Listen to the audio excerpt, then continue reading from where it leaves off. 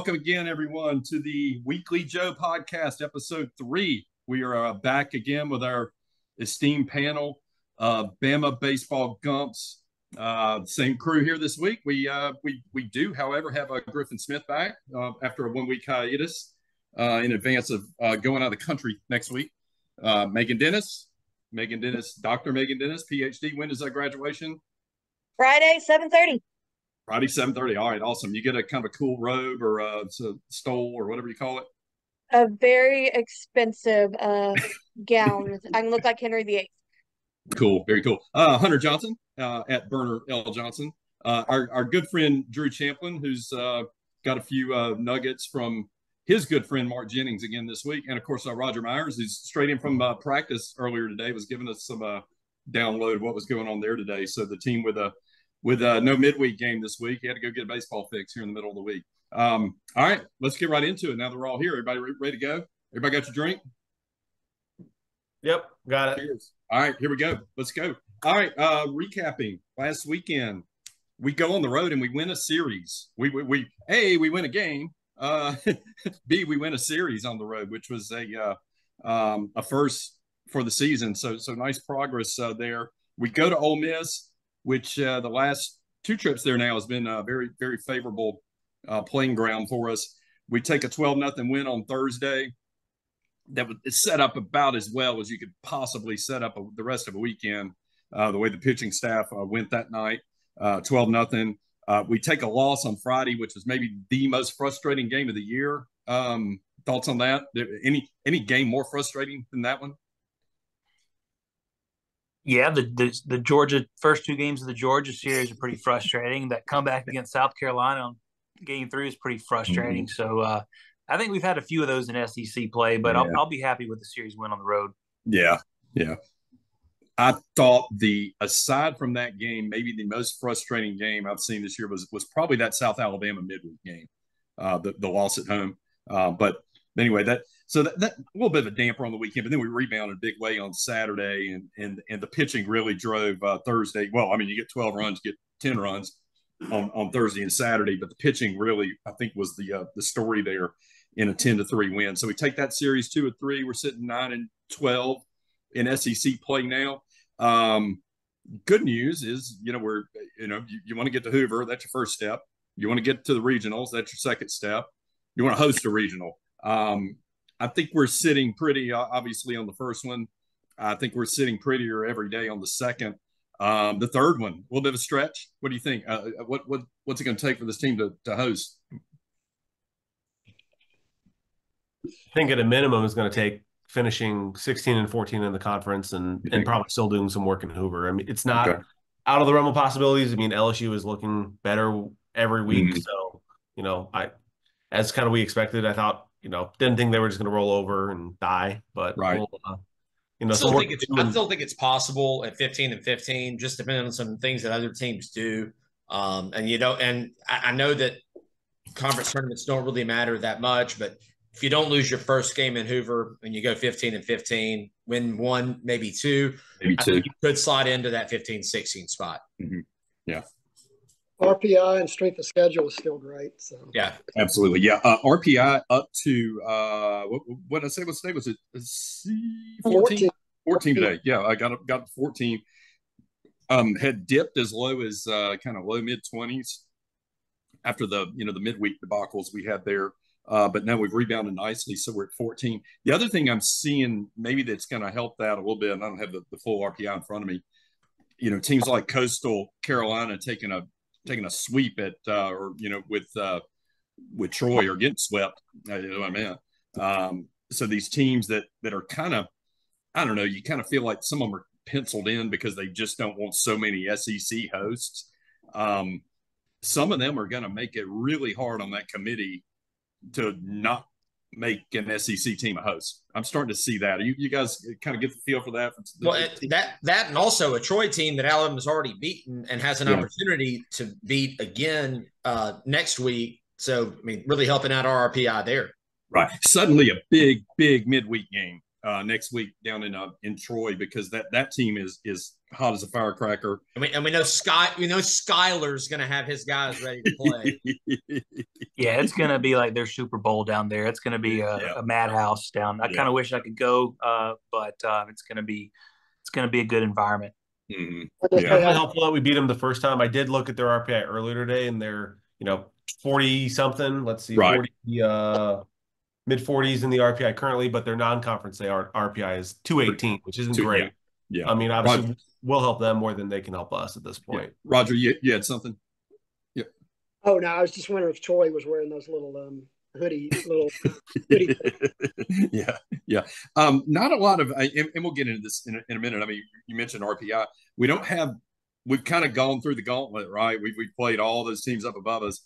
State is, while State is hot and 12-9 in the conference, they're sitting at they're 28 now.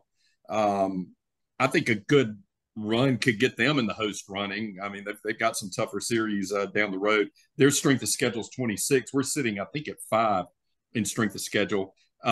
Our other RPI opponents, I mean, LSU's 42, Auburn's 43, so you're not going to get a lot of bump from that, unless you just sweep them and you win, 6 games.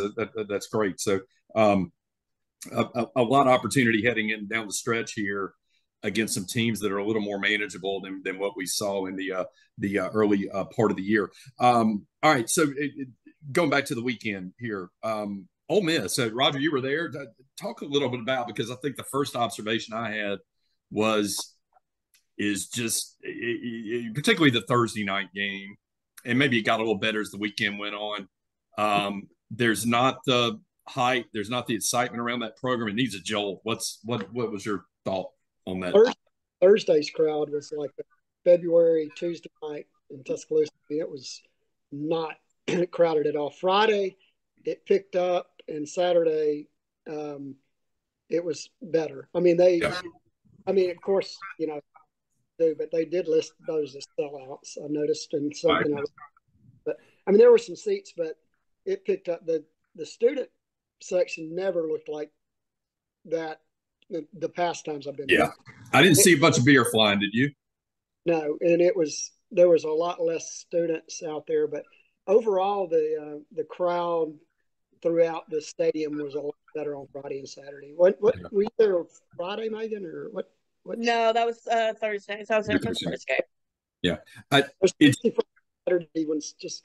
I thought yesterday was Sunday, or I thought Monday. So I'm all messed up, but they do some really cool things at their ballpark that I wish we were, just with the graphics and different things, like they have the kids' pictures on the scoreboard, and they introduce them in their high school when they do the lineup. Yeah, and they have a lot better graphics than everywhere we go. They do better graphics than we do. Yeah. It just seems we got heavy boomer influence, I think, on our graphics and press. We beef that up. It just felt to me like, for a team that's 2 years removed from the greatest season in their history. Obviously, last year was a real kick in the pants, but it was a given. I mean, where you're coming off that year, but you usually see. Was it really though? Because they won the national championship in a year that they were the last team in. We talked about 2 years ago. We went in there and swept them. They probably shouldn't even have been in. Alabama, there was a Big Ten team that was. I really thought we should have been in over them. Yeah. They got hot at a really, really good time and were able to do what they did. But let's be honest, these people have been wanting to fire Bianco for years, and I think that the national championship got him a year, but now these people they're back to kind of just meh.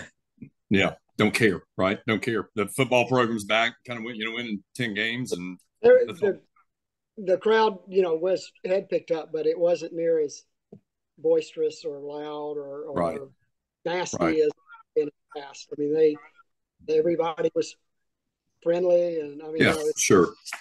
Here we might win, we probably won't. Yeah. Just an observation. It does feel like that program needs a jolt. I don't know what it is. I'm not saying they need to go fire Bianco, but hell, the guy ain't gonna coach forever, but it does seem like, and especially you look across the state and states kind of coming back to life, and if a few more seasons like this, and they could get a little antsy over there. And it didn't help that we came out and just beat their ass 12-0 on Thursday night, and just jumped on them for 9 in the fourth inning. Have you ever seen an Alabama team put up 9 in one inning in one game, and what we do 11 in the game? Pretty exciting to see our team swinging the bats like that on a night when Greg Ferrone didn't need any run support. I mean, that guy was lights out. Thoughts on Ferrone's performance? I thought it was his best performance of the year up to this point. He just was so dialed in. The run rule sure helps, and you got the complete game, all important pitchers win. But I mean, he was locked in. I don't think anything was going to phase him. Yep, 91 pitches. He strikes out 6. He doesn't walk anybody, and we've said it repeatedly. And you hear Coach say it in the press conferences after. If we don't give up free bases, we're in great shape. Hard to again the 7 innings, but he could have gone the distance. I mean, if he needed to go 9, I think he was well set to do that. Up and down the lineup, we're all witnesses. Justin LeBron, another big game, 3-hit game. Hodo with a 2-hit game. Hit a bomb that night. Gassetti, where did Gassetti's power come from all of a sudden? I asked him about that, and he said his knee felt better, but he said, I said, well, where the home runs went, he said, I'd rather be hitting them now than against Valpo. So yeah, that's a good point. Yeah, very good point. Also, every home run he hits, like I literally think every home run he's hit his entire career has been in the left field corner. Yeah, just everyone that I remember. Deadpool. Yeah. And another good thing I see, 3-hit night, by the way, for Gassetti that night. Cade Snell, 3-hit game, coming off a 5-hit game at the end of the series with A&M last week. So, no need to pencil in your DH the rest of the way. I think we've kind of got that one settled. So up and down the lineup, 16 hits. We didn't draw a walk. We didn't have to. Everybody's up there hitting. It didn't matter. And then when you got a big lead, it didn't matter. But shout out to Ferrone. I mean, just going on Thursday again. A little bit out of order. Hess has been going on the Fridays, but to get out there and I mean, I like it. We had a viewer or a listener question, what do you see the rotation being this weekend? I don't know if they've said it.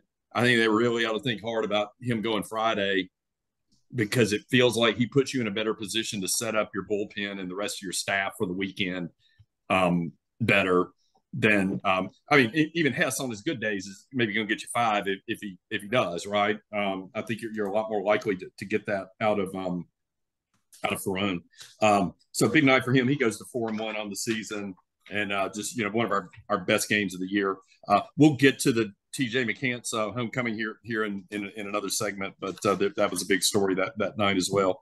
Real quick, Paul, we talked about how, man, if we're only fortunate enough to get like an 8-run lead in a game, that could allow us to throw somebody like Pierce or Aiden Mose. And Aiden Mose ended up getting the pitch on Saturday and doing on Friday and doing a really, really good job. But Greg Ferrone was so damn good, you couldn't even take him out. No, you couldn't. No, there's no point. Yeah. VZ, anybody like that, just get him another ride on the horse. So great night, great job by Greg. Just not enough good things you can say about that performance. Then we go to Friday. Again, another night game. Just a kind of a weird game. I mean, I'm not going to have much to add here. I was in liberal journalist Nick Kelly's wedding, and the rehearsal dinner was Friday night, and so I was following on my phone. So gotcha. Yeah. Like I said, I don't know if I've been more frustrated watching this team maybe one other time in just the way that game played out, because of you fall behind, you catch up, you fall right behind. You get 4, you give up 4. You get 2, you give up 2. I mean, we just couldn't. Every bullpen button we punched that night didn't work. And some nights you're going to have that. I mean, and that's no slight of Tyler Fay, who's been great, but he's a freshman. He's going to have a good outing. He's going to have a bad outing. He had a bad outing. Myers was having a hard time, keeping it in the park.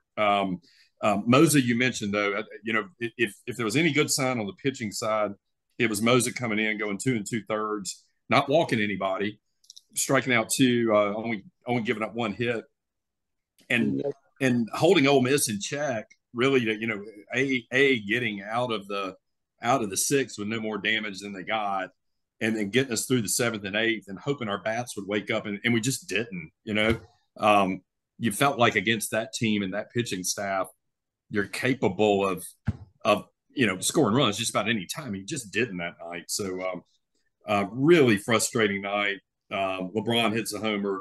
Hodo hits a homer. Hodo and LeBron have 3 hit nights, big nights for them.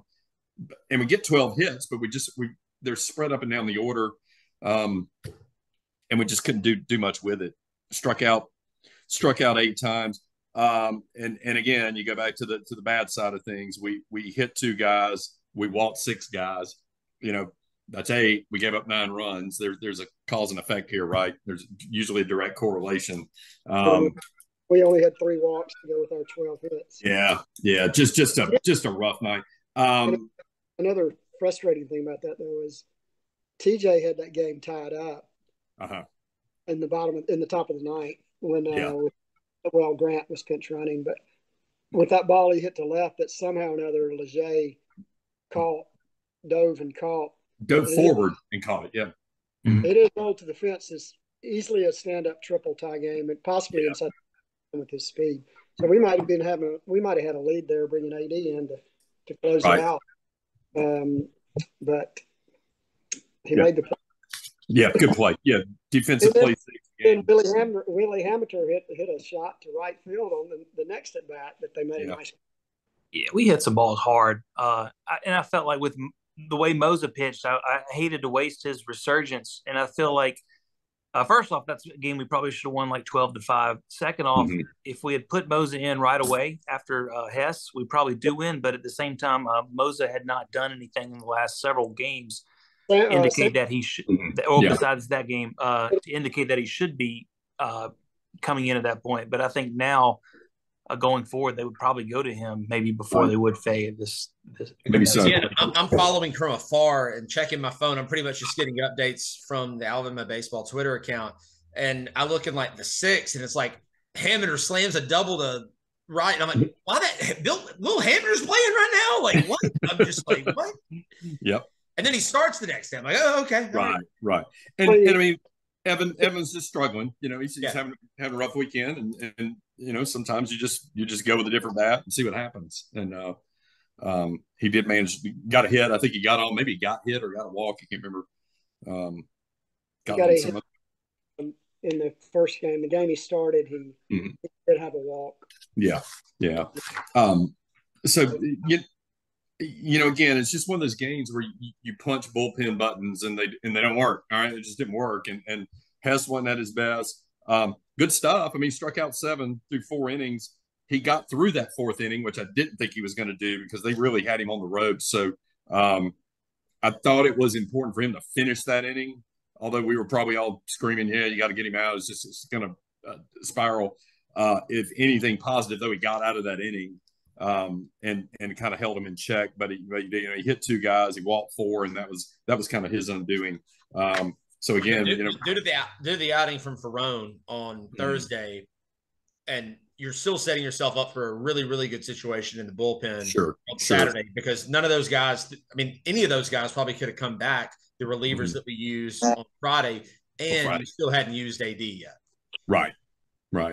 And you start realizing kind of how thin our bullpen's getting, or not necessarily body-wise, but just confidence-wise as far as the staff and who they're going to go with in these higher leverage type situations.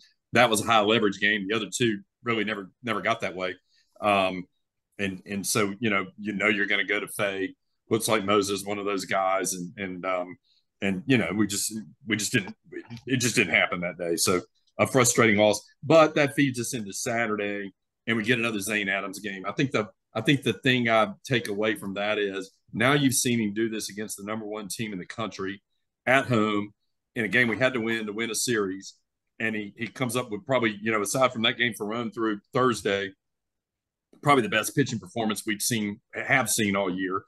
And then he follows that up on this Sunday or this Saturday with what I probably would say is the third best pitching performance we've seen behind those other two in a road game. And so this is a true freshman going on the road in a game you got to win. I mean, you don't win this game. We're sitting here talking about what are we doing next year, right?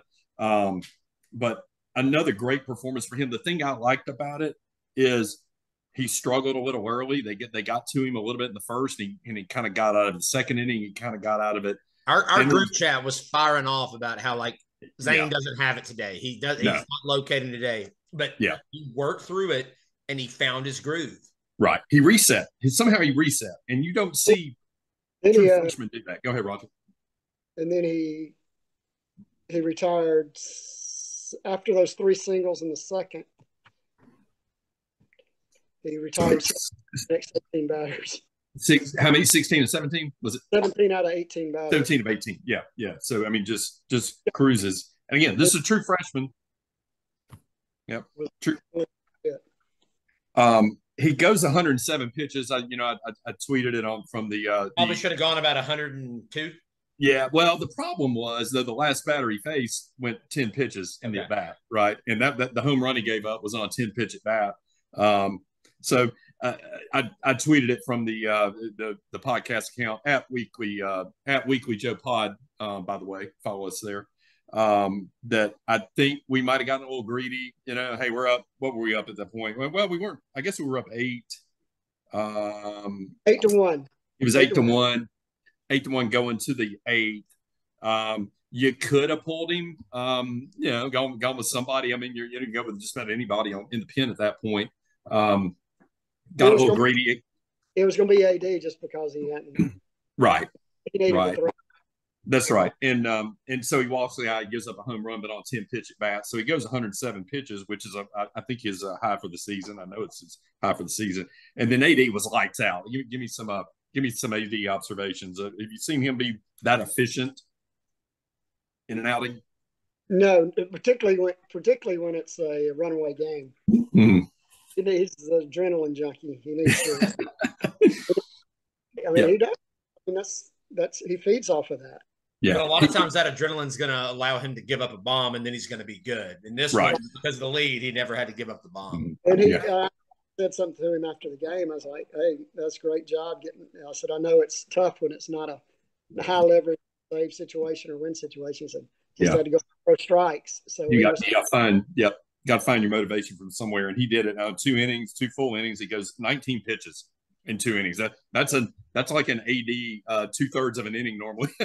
So Roger, you were there. Did they have a radar? What was he hitting on the gun there? He was mid-90s. He was 94 to 96. He did get up 96. Okay. Yeah. He, he won 92 lately, but he had a little more juice. We've seen him 98 when they get when they get to like a lapse and he rolls out there in a night game with the light show. But obviously, I think that rest for him was crucial. Him not having to go twice in a weekend, and then us not having a midweek game. He should be really, really ready to go this weekend in Starkville at a time where you might have to use him twice. Right. The whole staff. I mean, you mentioned right there, not having a midweek game this week. I think I mean, obviously they're working out. They're doing simulated games and scrimmages, but man, it kind of felt like it's been a hell of a run, man. You think about. You've had Arkansas, you've had South Carolina, you've had A&M, all of Tennessee. I mean, this was on the road. I mean, no matter who you play on the road is a little bit of a grind. And I'm curious to see if this week, with the lack of the midweek, do we see Cade Snell come out of the pen possibly on Friday? Yeah. What do you think, Roger, Meghan? Anybody? In certain situations, yeah. I mean, he's. He hasn't been like lights out during midweek. Right. Yeah. Do you trust him against an SEC team on the road? Yeah, I don't know yet. He's in that. But we got to try him at some point. We got to let him throw in a high leverage situation because we're going to need him in Hoover and in potential NCAA tournament. Yeah, he's in the batting order. So to get him warmed up, I don't know where their bullpen is in relation to the field. You got to run them down and if it's just like right down the line, then it's fine. But if it's like where ours is, then it's a little tougher. It's down from the dugout down the right field line. Okay. Okay. Well, that's a little easier. Yeah. All right. So overall, a good weekend. I mean, we take 2 out of 3. Like I said, frustrating to lose that the middle game of the series. We get 13 hits that night. The bats were great. I mean, up and down the order. Again, three hits for Gage, including a homer. You got a homer from LeBron. You got a homer again from Mac. Is that 4 for Mac now? Is it 4 or 5? 4.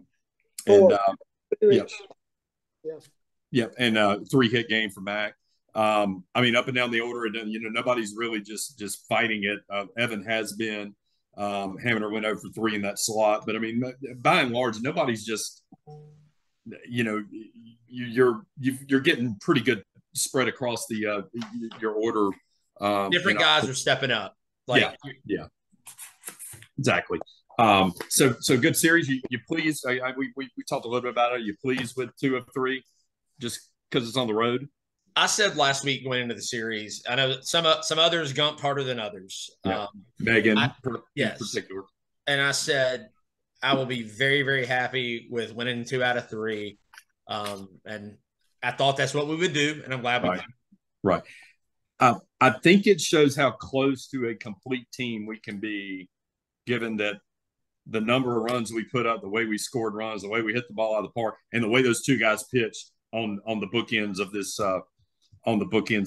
series. So, in retrospect, I'm pleased. I hate to lose any game to those bums because they just don't seem like a really good team. But we'll close the book on Ole Miss. They are teetering. I guess are they 7 wins? Let me think. Are they 6 wins or 7 in the conference?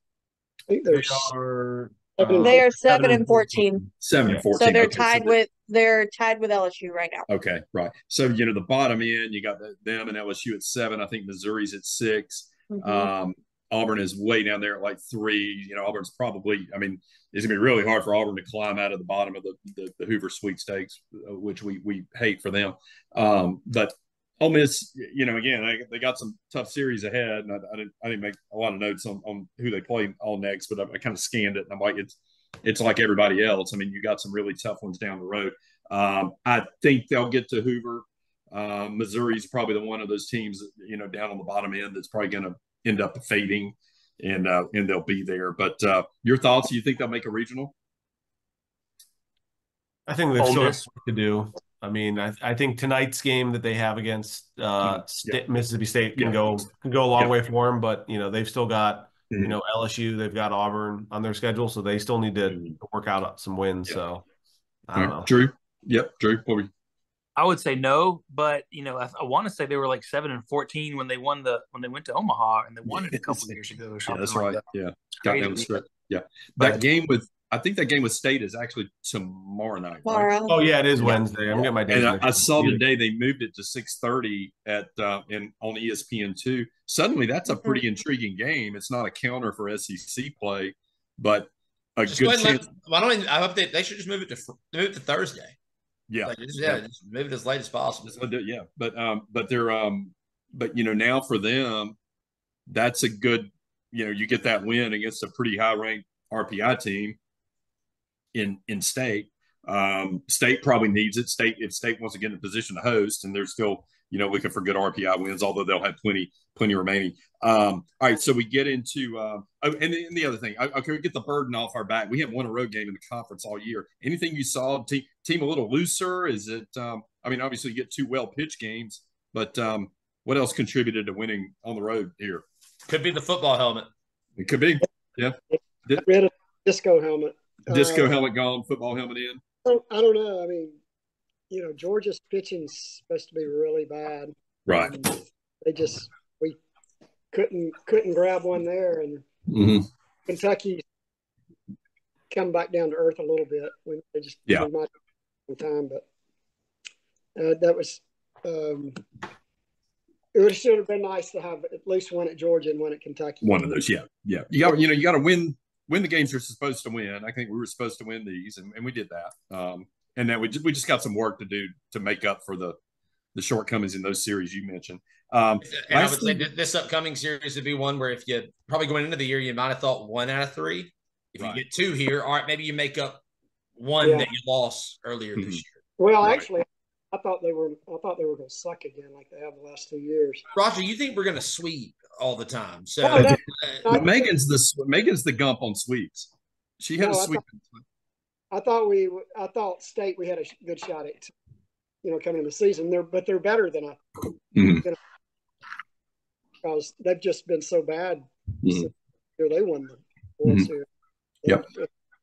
I mean, hadn't even made it to Hoover until 2 years making it into the SEC tournament after winning the championship. So. Right. All right. The last thing I'll touch on this series, and I have to go back and look, but who the pitcher was. We catch eye of one of the Ole Miss pitchers during warmups doing a little bit too much to the hat or to the bill and to the to his arm. And from the dugout, we asked the umpire to go out and check him for substances. Roger was in the group chat trying to figure out what was going on, and we were they were talking about it on the broadcast, and and interestingly, and this was in the Saturday game.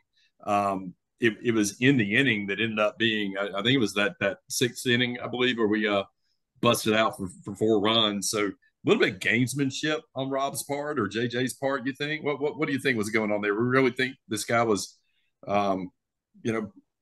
Vaselining up his elbow, or figure out what they were doing with they were checking his hat, but then they were also checking his belt at one point too, because they were like they couldn't quite tell where it was coming from. But right. If it doesn't happen, then sure, you gave it a shot. But if it works, then I think either way you're going to throw either him and or the whole staff off their mojo. Right. And they didn't make him. They didn't make him empty his pockets like they did Joe Necro that time, and the little thing of sandpaper came flying out. If you remember that, he kind of that's kind of ironic after and then the Georgia thing. And so Bianco's a little pissed about this. He is also little. Yeah. Man, I was thinking, like, if I'm a pitcher and you think my stuff's so dirty that you have to come check me, that's amping me up. So it could go either way, is what I'm saying. But I think this guy just come in the game, honestly. I don't remember. I think that was one of their 7 changes they had on Saturday. That was all of which seemed to be mid-inning. 3 pitches. I think we did some Casey Dunn and John Cohen stuff for sure. And the funny thing, and of course, the next inning, when Zane goes out there, they try to check him, but of course, it had no effect. We get 4 runs out of our inning, and we walk away in this game. If you had to give me an estimate, I don't know, 25% over under. What percentage of pitchers in the SEC are juicing the ball? Over under 25. Megan? Sorry. I have no earthly idea. I'd like to think under, but when I've talked to different players in a variety of sports in the past, I've always heard them, saying at the D1 level, if you ain't cheating, you ain't trying. So I kind of regret not doing it when I played now. I would have done it. I didn't know how. I mean, I just, I came along, Gaylord Perry was still around maybe, or I remember growing up watching him, and he was always doing, his was mostly like getting too much rosin on the hand and throwing it and having a plume of smoke go off, and guys would hold the glove at the belt buckle, and they, had the belt buckle sharpened, and I was, afraid of doing that for cutting my wrist or something. But anyway, so all that, that was a minor cheating issue. Now we've seen accusations on a Georgia pitcher, and I tweeted it from the by the way, at Weekly Joe Pod Twitter account. The analysis of the Georgia pitcher in the pen who was kind of crouched down in the corner, and the fans kind of caught him. Now we're getting allegations from Schlossnagel at A&M about a particular team, perhaps with a video feed in the dugout of the catcher and trying to steal signs or something. So this thing might get kind of spicy. I don't know. What are your thoughts on this? And who do you think he's talking about, by the way? Well, we know it's not probably Auburn because they're terrible. No. Well, and it would violate the creed, and we know they're not going to do that. They would never cheat. Right. Is he saying that it was on one of their road trips? Is that the way we're understanding it? I think his point is how different the splits are on these. It might be a team he played. Right. In one tweet showed that Arkansas had the biggest, like 299 home and 20 whatever on the road. Yeah. I've got one group chat saying they think it's Mississippi State. I've got one saying they think it's Arkansas. The biggest splits between home and road batting average, Arkansas is 299 to 211. That's a point 88. I mean, that's big, substantial. It's a big split. But Mississippi State, who we go to this weekend, hits 310 at home, 233 on the road. That's 0.777, right? Georgia's got a big split. Georgia's 332 and 251. The 332, I think, honestly, with them, though, I think the 332's just got to be with the fact that they're playing in such a bandbox of a ballpark, such a hitter's park. But with the new way that pitches are communicated, I don't understand how it's not like signs. Like, how are they getting it? Yeah, unless you can see like a setup from the catcher, or you can pick up tendencies, but I don't know how you're going to signal that. How are you relaying that to the batter? Yeah, unless somebody's banging on a garbage can in center field, like did you see? You saw the Southern Miss tweet said that somebody they've played, right? So right. Could have been us. Yeah, but not down there. No. Them down there, right? But the sticky stuff with Georgia, Wes Johnson's their head coach. Yeah, LSU first year head LSU coach. LSU's pitching coach last year, and LSU was known to use. No, they were turned in for it. Right. I wonder if they've even taught Cade Woods how to do that, considering he doesn't even pitch for him at all. He might. Don't worry about Alabama in this situation, because we're 321 at home. We're 298 on the road, which is actually pretty damn good. So we're only a 23-point spread in our batting average. South Carolina's 22, LSU's 19, Kentucky 28, Tennessee 34. I'm with you guys. I'm thinking Arkansas, Mississippi State, maybe Vandy, Missouri, but I'm thinking I was going to call out Missouri. I don't know. I don't see it as Georgia, just because I think the circumstances of that park having gone to. I think it is. My first guess actually is Georgia, because they were called with the sticky stuff, and they have a first-year head coach. And then my second guess, and we've got this in another group chat that some of us are blessed to be on. They say Mississippi State, and that makes a lot of sense too, because they've sucked the last couple of years. They need something to kind of get them going. They started off the year real slow. Are they smart enough in Mississippi State to figure out how to do something like that? But they probably do have the equipment in that ballpark. Right. Well, and their last coach was very familiar with cheating. Their new coach will be familiar with cheating as well. Yes. Thankfully, he's not on the selection committee anymore. I should have mentioned that earlier. Yeah.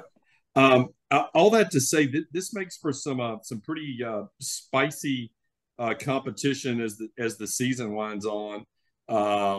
If it's Arkansas, the final weekend of the season, Arkansas goes to Bluebell Park and faces the Aggies. So maybe it's not them. Maybe they're not thinking of them yet. Georgia this weekend. No, that was last weekend. Georgia was there last weekend, so it was fresh on your mind there. Anyway, you look down the road, and I mean, again, you think about the teams kind of in contention for the conference title right now. It's Arkansas, it's A&M, it's Tennessee, and it's Kentucky. All are 16-5 or 15-6, and some of these teams are going to pair up before the end of the season goes on. So that Arkansas A&M series at the last weekend of the season is going to be really, really big. State, again, going back to them, 12-9 in SEC play. They took 2 out of 3 at Vandy over the weekend. I mentioned the midweek game in Jackson this weekend. They have won 2 out of 3 at home against LSU and Georgia. They swept the barn at home, and then took 2 out of 3 at Vandy on the road. Very similar season to us, honestly, aside from the fact they've got a sweep and they haven't gotten swept. And that's the difference. That's the difference in 9 and 12 wins. But their series losses have been on the road at A&M, at Florida, and at Ole Miss, which is very surprising after seeing that team play this weekend. Tough team at home. That they finished with us at Arkansas, then Missouri. So, Arkansas really tough, Missouri not tough. This is probably kind of their swing series, right? At 12-9, they need 2 out of 3, right? I mean, we both need to win this series, but they need it knowing you got to go to Arkansas next weekend, which can be tough. RPI is 28. Not out of the realm that they could host if they finish strong. You're going to do pretty well against Missouri. If they took 2 out of 3 from us, managed to get 1 from Arkansas, that's 6 wins down the stretch, and you're at 18 conference wins all of a sudden. I mean, you make a pretty good argument to host if you can pull that up. Call Steven is our, I don't know if it's Stephen or Steven, is their has been their Friday guy. He's a 6-3 with a 2.77 ERA, 73 Ks, 15 walks. Help me with our lefty righty guy, Gerangelo Shinji. How do we say it? That's good. Is it good enough? Shinji? I can't remember. I knew it when they came down. Yeah, Shinji sounds right. Yeah, when they came down for the game in the fall last year, and it's kind of our first time to see him. I remember how to say it then. He's 6-1, 3.79 ERA, 80 strikeouts, 24 walks. Safe to assume he's probably going to throw lefty against us a lot with our lefty bats. He's been in the third slot, so they're going Friday and then going with him on Sunday. Hitting, you remember Dakota Jordan, who's just a hoss of a dude. 16 homers, 55 RBIs. He's hitting 362. David Marchand hitting 345. Connor Hutchsack, I think 331. Team's hitting 280, pretty decent. Team ERA of 4.20 though, and those are better than normal in the conference. So a good pitching team, a good to upper tier hitting team. I will say this. There, and you heard me last week. I don't like when you put your stats on the website and you don't have SEC splits. Seems very poor to me. So we didn't have that, and that's disappointing. But what about Hunter Hines? Hunter Hines, yeah. Hunter Hines, he's batting 284. He started all 44 games, 12 homers, 42 RBIs. He's slugging 523. He struck out a lot. He struck out 51 times. So a guy you can get. But again, I mentioned the guys I mentioned above are the guys hitting above 300. And then I think you kind of get into a maybe just kind of an unsettled third starter slot for them. And I don't know if they'll do that on the Saturday or if they'll boot it to Sunday. But they've had tried a number of guys in that third slot. So I'm not sure quite what we'll get. I guess we'll know in a day or so. Predictions for the weekend. I feel like it'd be big to continue winning on the road. I mean, we're going to have to go on the road, continuously. It's going to be Hoover. It's going to be a stretch to host, but if we don't, obviously we'll be on the road again. Right. Hunter Hines, crushed the ball this past week against Vanderbilt. Him and Dakota Jordan can absolutely smoke it. So, right. If we can continue to have, close to outings that we had from Gage or from Greg and Zane Adams, I think that we'll continue to, see some success. I thought that, last weekend was big for team morale because you had to get that first win on the road, period. But winning the series obviously got the mojo going, and not having the midweek, like Hunter said, and, getting guys some serious rest that they need, especially at this time of the year. It's, you kind of hope that you can parlay that into seeing continued success on the road. Right. Meghan, you got us 2 out of 3, or you got us sweeping again? Realistically, I think it's 2 out of 3. My heart's saying we sweep. Okay, good. Hunter, who you got? I'm not saying this is going to happen. Okay. And I feel like I'm always the negative person on here, but I'm not that really negative of a person. This totally feels like a series where we could go over there and get swept. I'm just saying, like, things are like, I also remember in 2006 going to Arkansas and getting swept at a time when, like, Bama baseball was at, like, its highest. Like, everybody gets so excited after a really good road win, and then to go up there and get swept. I don't think that's going to happen this weekend. I'm going to predict 1 out of 3, but I do think this team can absolutely go up there and 2 out of 3 or get a sweep. Ironically, you mentioned 2006, which we panned in episode 2, as one of the years we played on back-to-back weekends against number one teams, and we took 2 out of 3 from state at the Joe, or the old Joe, right? And then went up to Arkansas and got swept. Yeah, that's right. Yeah. I still remember that was when Crimson Tradition was the way that we streamed things, and they got a video so that Crimson Tradition members could watch those games. And I remember watching all 3 of those losses. Drew? Yeah, I remember I had a guy named Buddy Overstreet, not to say his name publicly, but he gave me a login to watch Tide games from From the road. I got that same login from the same guy. So real quick about Mississippi State's starting pitcher. I think his name is Cale Steven. The only reason I say that is because he has 2 brothers named Cade and Kane, and those are spelled Khade and Khyne. So KKK. There you go. Is his mom married to Mark Jennings? His mom. I think his mom might be married to a descendant of Nathan Bedford Forrest. His dad's name is Mark. His dad's name is Mark, and his mom's name is Chris. You're going to get canceled. I'm going to go 1 out of 3 at this point. But if I see the pitching matchup and we have Ferone Friday and Zane on Saturday, I'm going to feel a lot better. And I kind of think we need to do that, run those 2 out because they've been our best by far. Even if Mississippi State's running their second best on Sunday, let's try to win both of these and just see what if Hess hasn't thrown Sunday, you throw him. But I think at this point, before seeing the pitching matchups, I'm going to go 1 out of 3. Right, it's a good point. I mean, both of them, having gone going Thursday, pretty light outing for Ferone, wasn't really tested, and then going Saturday. If you did that, they're both getting a week, right? I mean, they're both pretty, a week or more. Roger, who you got? You got us 2 out of 3, or Hunter's kind of throwing a wet towel on us. 2 out of 3. 2 out of 3. All right, I'm going to go 2 out of 3 as well in our favor. That would put us at 11 and 13 in the conference, and with 6 go home with LSU and 3 at the barn to end the season. So I mean, if you did that, you're in pretty good position. I think Hunter, you mentioned 15 maybe get you a host slot. Griff, you're thinking 16. So I mean, you're still in good position to do that, and you could still do a little damage. Go ahead.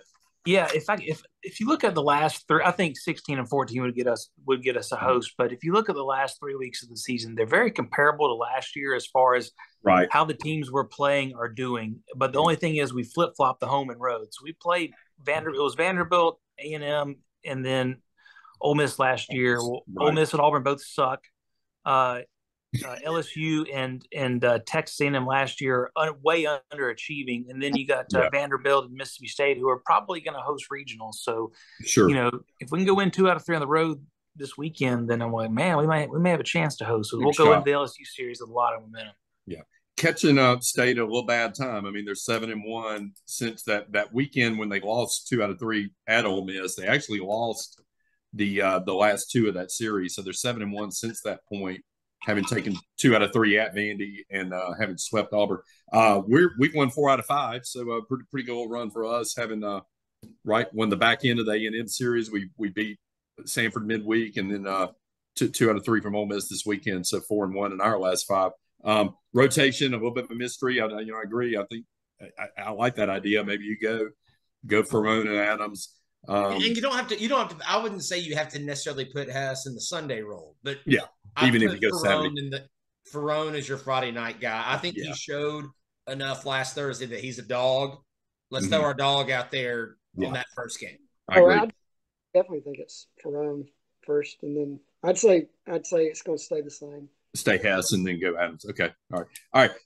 Big week in the two worlds: the basketball world and the football world, as far as the transfers. I mean, it's just a way of life in college athletics now.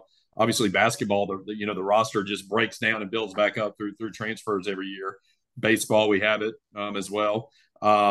Football, now we're in that second transfer portal. I've seen a couple of guys, Tony Mitchell among them, announced he's going in the portal from the football team. So all that to say, this kind of brought up, I kind of came into this topic by the Thursday night opening game, I guess probably second inning of the game.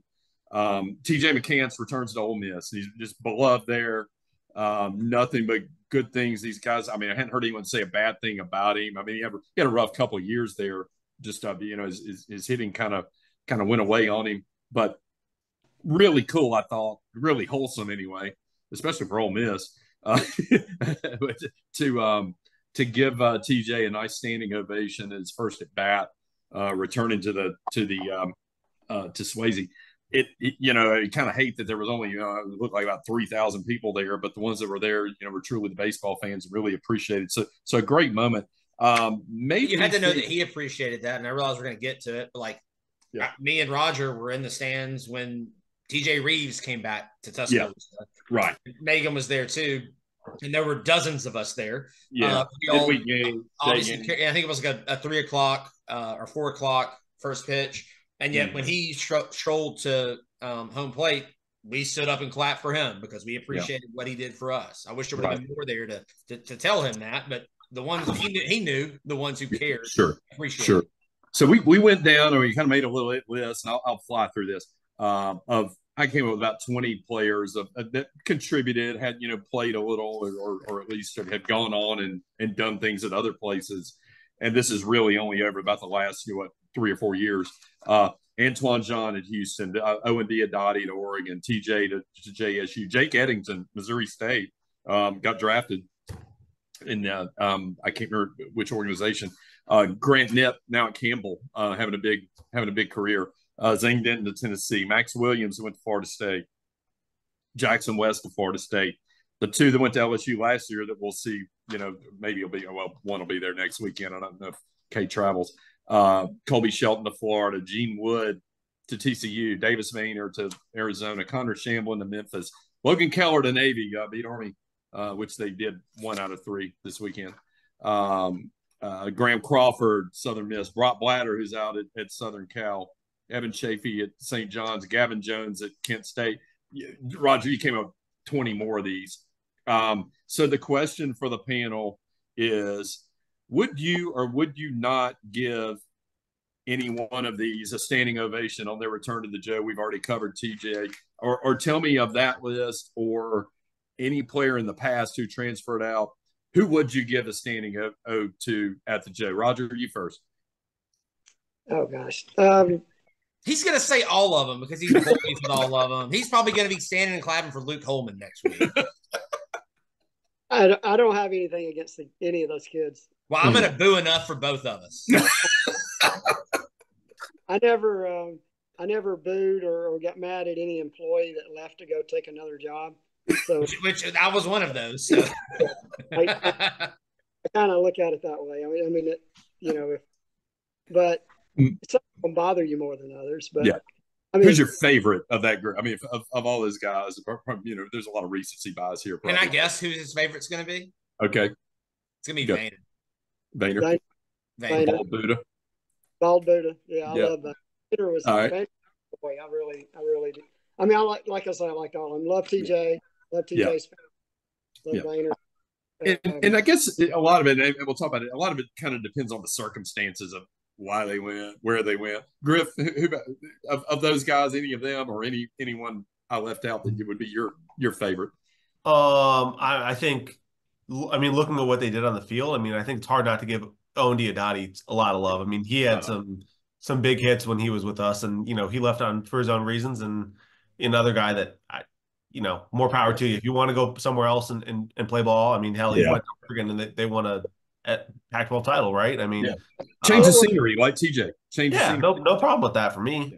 And could have very well ended up back here. Yeah. Absolutely. And we even honored him with the senior day jersey. Mm-hmm. There's no hard there. Yeah. So Dio, Antoine, and Vayner would be my 3. With you. Okay, Meghan, how about you?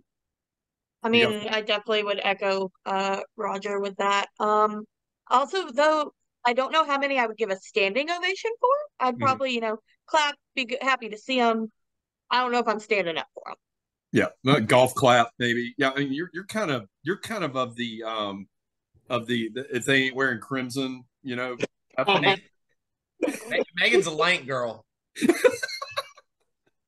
How about you, Hunter? Who you got? You hate them all. I like Vayner. Like I said, I stood up and cheered for TJ. Antoine Jean also. Yeah. I honestly, I kind of wish he was on her staff right now. Yeah, if he could have been. Yeah.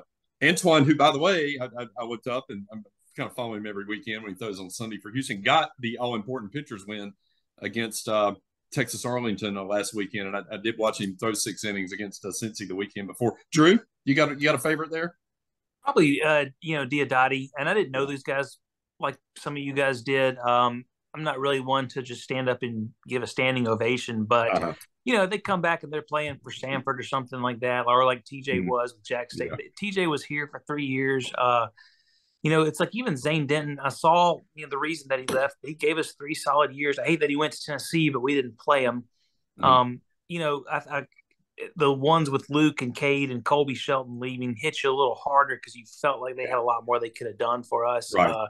And we could have been, I mean, if you look at, that team and how that team came together and what a part of it they were, and then to walk away from it, it kind of pisses you off. Yeah. So I'm hoping, like with basketball, what I always hope is that our team finishes better than their team does in the standings. Right. And that's with basketball. The guys who left us, we lasted longer in the tournament. I hope Luke Holman gets the Scott Murphy treatment when he comes next week. And some of you guys will remember that. Then again, Scott Murphy, when he transferred to Georgia for the 2001 season, absolutely dealt it to us on that Sunday game. I know Hunter probably remembers that. I remember. Roger, you might as well. But, it's going to be fun, I think, because, they're playing for a rival. They're playing for an SEC team, so you want to boo the heck out of them. I mean, it's kind of like, He brought up Zane Denton. Mm. None of us here, I don't think, dislike Zane Denton. No. We dislike his brother. And if Chase would have shut his ass up, I don't think that any of this – I think Zane probably would have stayed here if his brother would just shut his ass up. Yeah. Mm-hmm. I would take Zane back in a heartbeat next year if he wanted to come back and play baseball. He's not playing right now at Tennessee, and we talked a little bit about him last weekend. But you'd take him back in a heartbeat because obviously our third baseman is going to get drafted. So you've kind of covered it. Who's kind of the most, I won't say reviled, maybe the most notorious to me is the 3 last year, just because. Yeah, and no offense against the guys. It's just, you walked away from that team and how special that was. And mind you might have got a lot of money thrown at you. And mind you, Colby Shelton's from Florida, is only going to play 1 more year and get drafted. I mean, I get all that. It's just, it just kind of rubs you a little bit the wrong way. But I mean, let's talk about the transfer portal in general, since this has been, since open transfers and not having to sit out a year has been a thing. Let's look at kind of how it's treated Alabama baseball. We lose to Luke Holman last year. Well, we got Greg Ferrone. I mean, Luke's had a hell of a year at LSU, but we're in a little better position than LSU right now. Those two might go head to head next weekend, and we'll see. We'll see who Luke's going to go on and make a lot of money, and that's great. We got Greg though. We lost Cade Woods. Cade would have been a contributor this year for us, I think. And Cade probably regrets going at this point. I would think, yeah. But and you got Colson Buchanan who's eating up innings. You got Zane Probst, Aiden Moza who've flashed at times. I mean, it's kind of an even Steven. We lost Colby Shelton. We got Gage Miller. Now that's a JUCO transfer. He had to transfer somewhere. But have we really missed a beat at third base with Gage Miller from Colby Shelton last year? I don't think so. And then over the years, the guys we picked up. Or a lot of the ones down that list I went through, I won't call them trivial because they all contributed in some way or another. But we tend to have picked up guys that really were the cornerstones of our program. Ed Johnson, great year last year. I mean, Barner Ed, Barner Ed, from Auburn. Even Tommy Seidel comes down from Harvard, and is one of our top 5 players of all time probably now. Dominic Temez, Matt Gassetti, who's still out there grinding. Ian Petrutz, got more to go. His story's still to be written. TJ, I mean, what a great thing for him to be able to get away from Ole Miss after a couple of rough years and just try something new, and probably has made himself a lot of money with the way he's played this year. Evan Slide, who's struggling right now, but it could turn it around. And I mean, you did Kate Snell out of JUCO. I think overall, I mean, would you all agree with me? The transfer portal for Alabama baseball has been a net positive. We've done better than we've lost in it. Yes, but and Drew's probably me and Drew are probably gonna be and maybe Roger also gonna think about this. I still am bitter about losing guys like Scott Murphy, like Ben King. 3 years later? Yeah. 20 years later. It's only been about 30 years. And then Eric Smallwood. Guys who were big contributors to our program. Yeah. And back when people didn't really transfer. It never happened. So like when Ben King left, Ben King was like a left-handed pitcher, outfielder, first baseman, like really, really good hitter, could sling it on the mound too. When he left, like that was a big freaking deal. Yeah. Yeah. And Scott Murphy had won like 13 games. He was like our Friday night guy. Yeah. Yeah. He went to Georgia and pitched on the weekends, but then he was academically ineligible for the SEC tournament in the postseason that year. So maybe if we kept him, incredibly tough scene there. We would have made the SEC tournament because we would have won a few more games, because that was when Lance was really dang good and we had Mark Carter. He probably would have been ineligible for us. He might have been ineligible. I don't know. It could have been a credit transfer. Eligible for us. Yeah. But so talking about like the whole transferring thing, I had a conversation with Connor Short. He was at this wedding that I went to, and he's still in Tuscaloosa, and he transferred from Auburn to Alabama. And I asked him if he was going to reach out to Aiden Holloway to kind of show him the ropes. He was like, when Aiden reaches out to me, I'll talk. Be a mentor. He's going to mentor. Yeah. Meghan, your overall opinion. I mean, I'm thinking of it this way: football, basketball, baseball. Do your feelings for guys who transfer from one sport to the other? You know what I mean? Guys that transfer in football, guys that transfer in basketball, guys that transfer in baseball. Do you feel different about one or the other? Because I kind of do. Thoughts on that? You know what I mean? Do you feel different if it's a basketball guy versus a baseball guy? Yeah. I mean, football, they come, they go, they show up, and I'll maybe learn them, maybe not. And I think we're gonna see this play out in the next couple of years, but like definitely when it comes to like baseball, those transfers kind of we had 19 transfers this year. Yeah. That's a big difference on what the team's gonna look like versus like, I don't know. I probably am the wrong person to compare it to basketball, to be honest. But I definitely think it makes or breaks you, and what can you go get, and what is that landscape going to look good for? Because that is the nature of the sport. Right. I think it's pretty similar to like basketball. Now, obviously, I'm probably a little closer to basketball than I am to baseball, but you kind of have to just take it with a grain of salt. And I realized I say this after I said I was going to boo Luke Coleman next week, so I realized I'm talking out of both sides of my mouth. But you have to understand that you're going to lose some, but you're going to make up for it. If you have a good coach, which we do, you're going to be okay. And both in basketball and baseball, we have really good coaches who are used to this portal era, and we're going to be okay no matter what. Yeah. When you think of all that's going on, and you see it even as we're sitting here, guys in football transferring out in the middle in April. Does it surprise you that a boomer like Nick Saban would hang it up and go be great doing the draft on TV for $10 million a year instead of this? Well, I think you're also going to see that in terms of all coaches. They're not going to coach until they're 70 years old anymore. It's too stressful. Like they don't want to do this shit all the time. And there's so much more money now that they don't. Yeah, right. I think the thing, kind of the point of asking that question to me, basketball is so much more nuanced. Like we're seeing it today with Grant Nelson. Well, okay, so Grant decides he's coming back, and Grant's got to play the 4 and not the 5. So we're trying to get a guy to play the 5, and so does that affect someone else coming in who might have played the 4? I mean, there's so many nuances because basketball is there's such a finite number of those guys, and Rylan going on to somewhere else. I mean, Rylan could have stayed and been great and just continue to grow and play here. But I think you do kind of get that little change of scenery, or a point guard you got to convince to come here. Aiden Holloway might be our 6th man next year, especially if Sears is back. And you probably had to convince him of that. Baseball's a little different. It's, hey, I'm a pitcher. I'm going to pitch, right? I'm going there's not a lot. There's not as much nuance to it. I think basketball. I think my mind is just set on we're going to turn 8 guys over every year. It just is what it is. Baseball, we got 40 guys. I mean, we're going to turn 15 or 20. It's not as big a deal. But I do feel like we, in particular, probably get a little closer to this personally, with as much as we have invested in it, just emotionally, and it probably does bite at us a little bit. A little bit of a long way off and a lot to develop. But transfer portal coming up for us in another month or two. What are our priorities in the portal this year? What would you look at the team we got now? What do we go get? No, we don't need left-handed bats.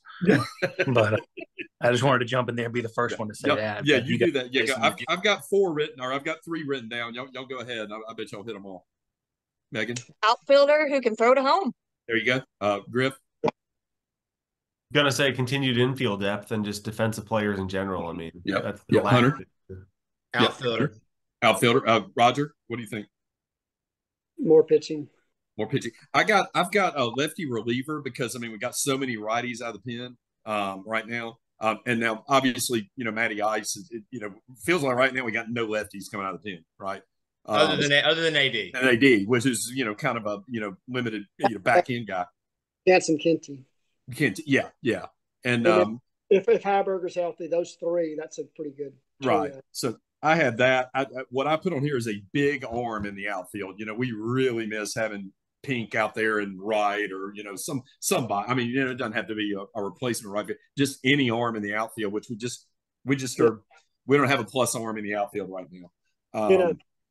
And a center fielder that, I think he's more suited for right field. Mm-hmm.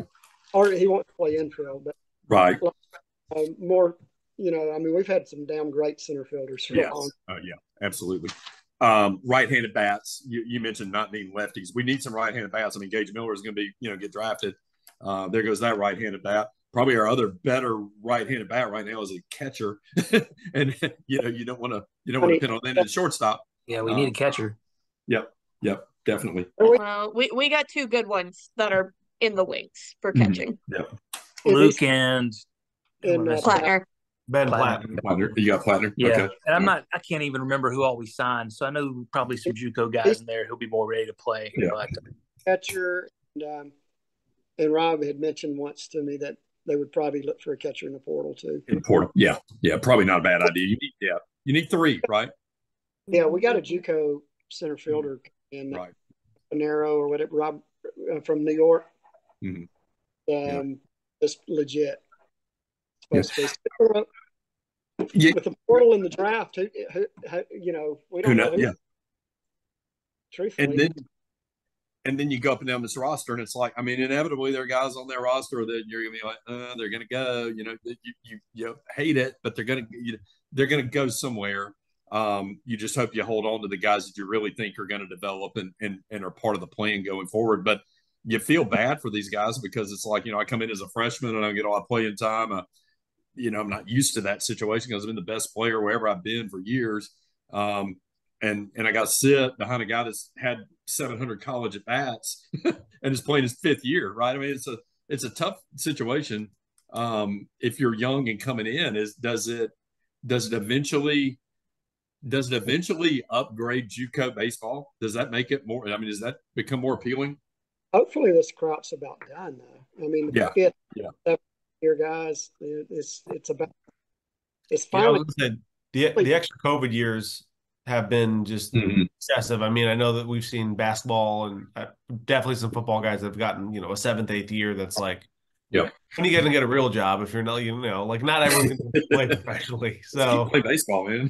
Yeah, I think about a guy like Camden Hayslip. I was thrilled to have him come back, but again, he's got the hand injury at the beginning of the year, and all of a sudden he kind of gets shuffled around, and it's like a guy that's got great potential, but we just haven't seen a lot of him. So it's another guy that hate to spin it forward, but it's like a guy like that. I don't know if we're going to be able to keep him again. I don't. And that's another guy I don't blame leaving. If you want to finally go play, man. I'm all for it.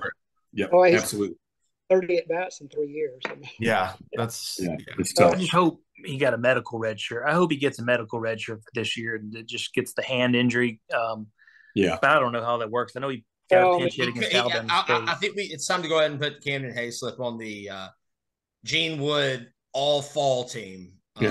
All stars. Yeah. And he was also a draft eligible. So, I mean, He's right. Yeah, that's right. That's right. Yep. But yeah. I mean, it's part of the game now. I mean, it's just part of the game, and the game's evolving, and this will cycle out. We'll be on to the next thing, right? But I think the portal's definitely going to be a factor in a big way going forward. All right, Owen Parliament update, Hunter. You've got one. Of course, I do. They had they only had 2 games this week because some cowards canceled on them a doubleheader last week.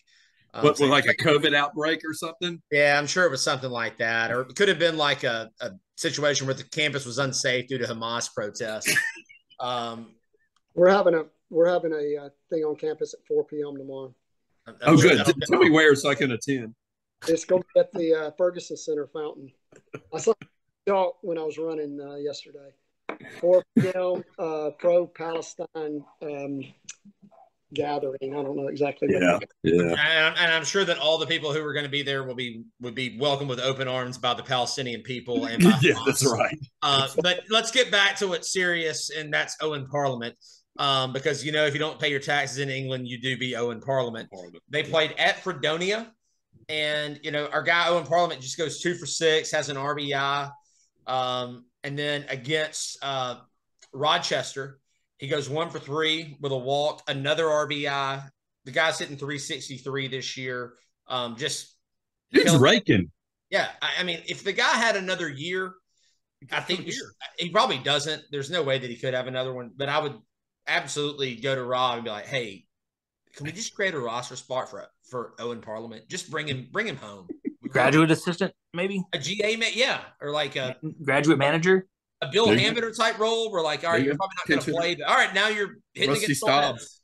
Yeah, absolutely. Now I'd be all for it. I mean, I think it'd be kind of fitting. With kind of the same way we got Tommy Seidel. Played down here and eventually came back. Made it home. Great. I appreciate the Owen Parliament updates every week. We had 2 things left on the agenda. I'm going to cover one we're going to hit next week, and y'all know the one. Drew, your good friend Mark Jennings, you've been in touch with him this week again, as you were last week. Got a few player comparisons for us from Mark. Can I run those by you? Yeah, go for it. All right. First one, Greg Ferrone.